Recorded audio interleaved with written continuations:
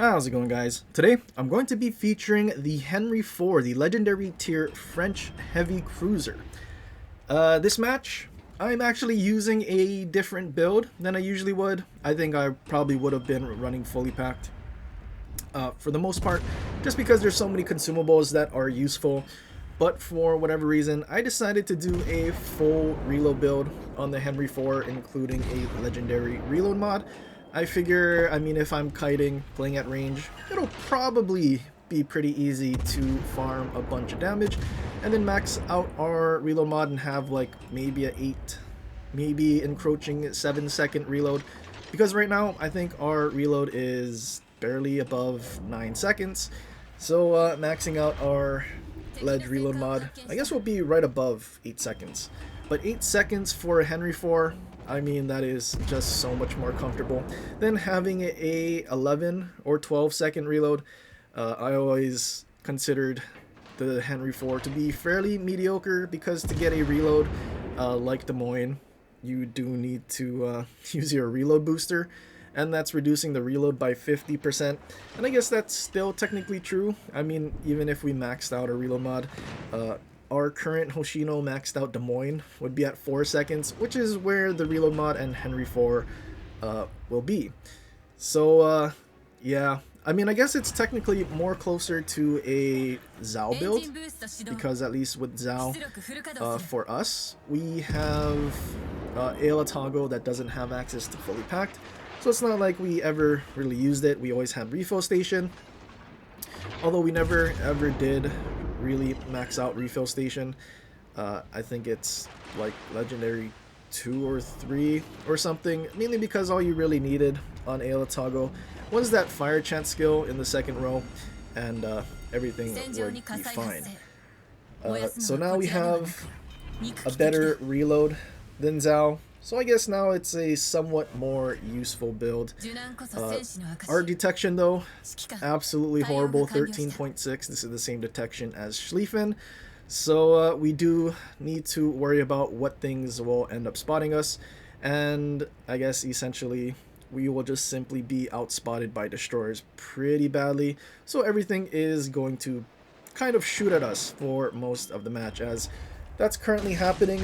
There's 2 vampires in a division on the other team, and unfortunately they killed off our destroyer that was on the right flank. So now they basically have a free path to our cap, and unfortunately it's capture the base, the worst mode in this game, just because there's not a whole lot of XP or objectives to really play. You just simply camp, and that's kind of what I'm doing, kind of what the Henri IV is designed to do, just stay at range and farm. A very selfish cruiser, very selfish playstyle. Mostly why I don't particularly enjoy HE spam kiting cruisers. I very much rather would have had something with radar, then I don't need to worry about teammates, and I could probably go after these destroyers myself. But Vampire 2 gets spotted very briefly. It's a crawling smoke. He can't move very fast while in the smoke, so we try to pop our reload boost and get as many hits as we can. We do hit him a fair few times while he is undetected, although nothing too significant. He still has more than half of his HP. But as long as the destroyers are still alive, there's not much we can do.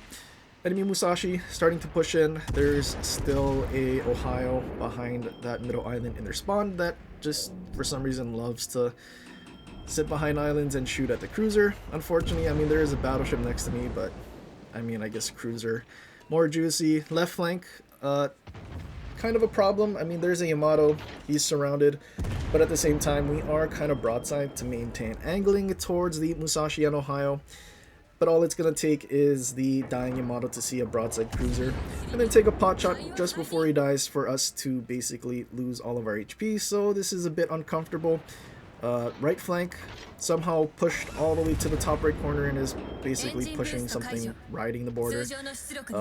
I'm hoping they're able to finish it off and push in towards their base cap soon, and maybe push out their Ohio, or take some of the pressure off of our cap so that we can try to kind of turn around and maybe even delay our objective being captured. I'm a little surprised their vampire that was last spotted in the middle, now that he doesn't have his crawling smoke, Surprised he didn't get into the cap a lot sooner. I'm not really sure what he's doing. Although we are located, so we know he is closer to us than our teammates.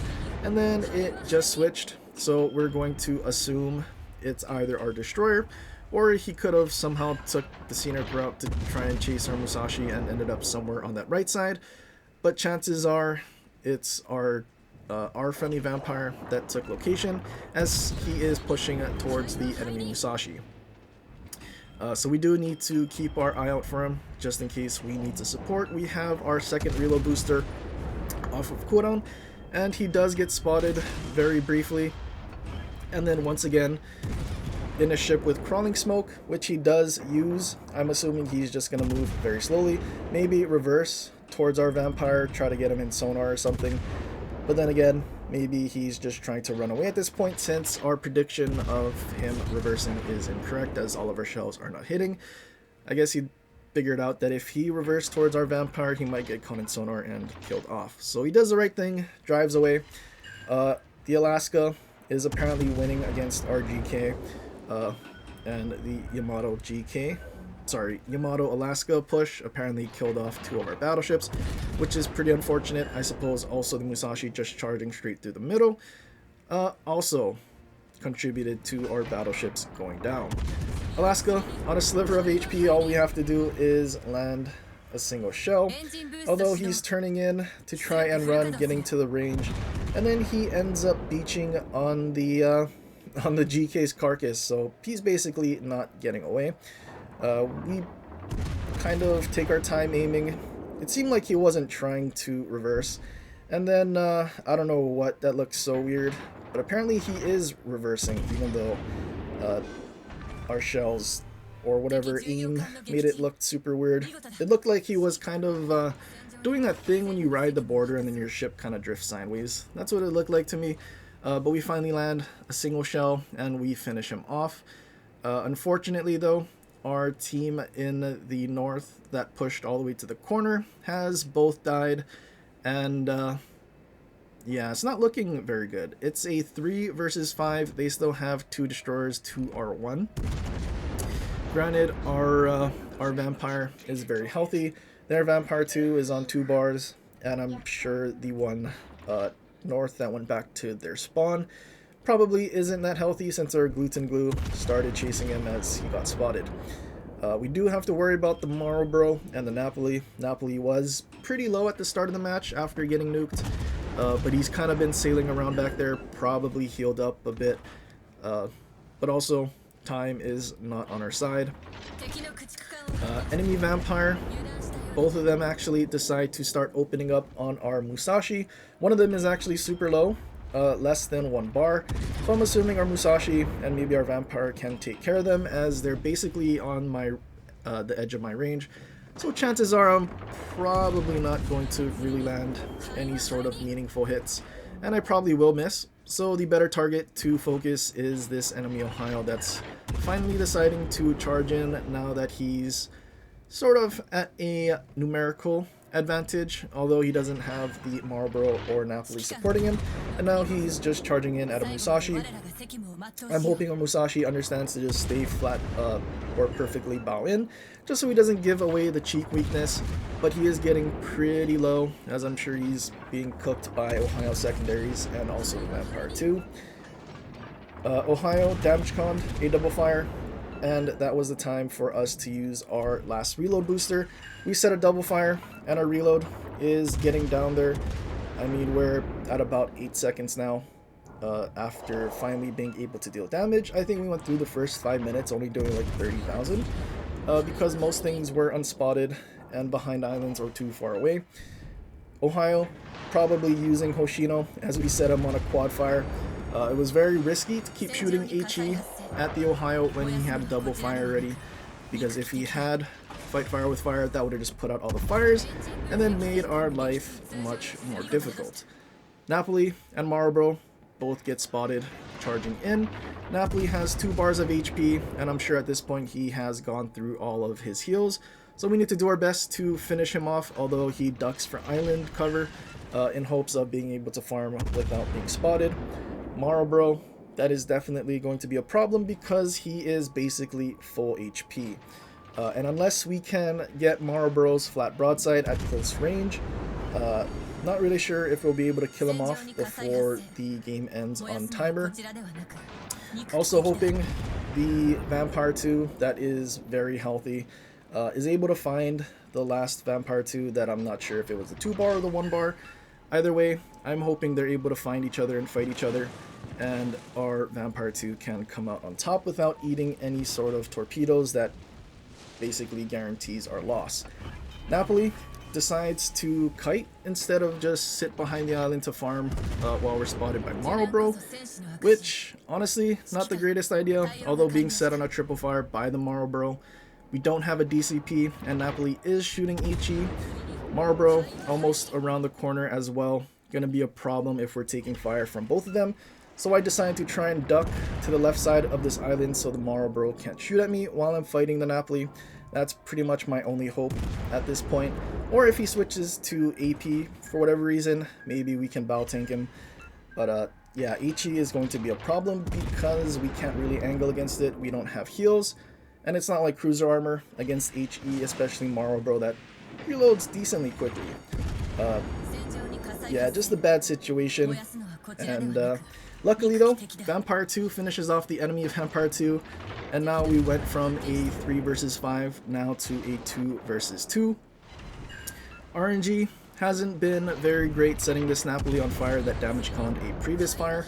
We finally set him on a fire, take one more shot, and switch to AP for this Marlboro, who is actually giving us a chance right now by being flat broadside and so close to Henri AP.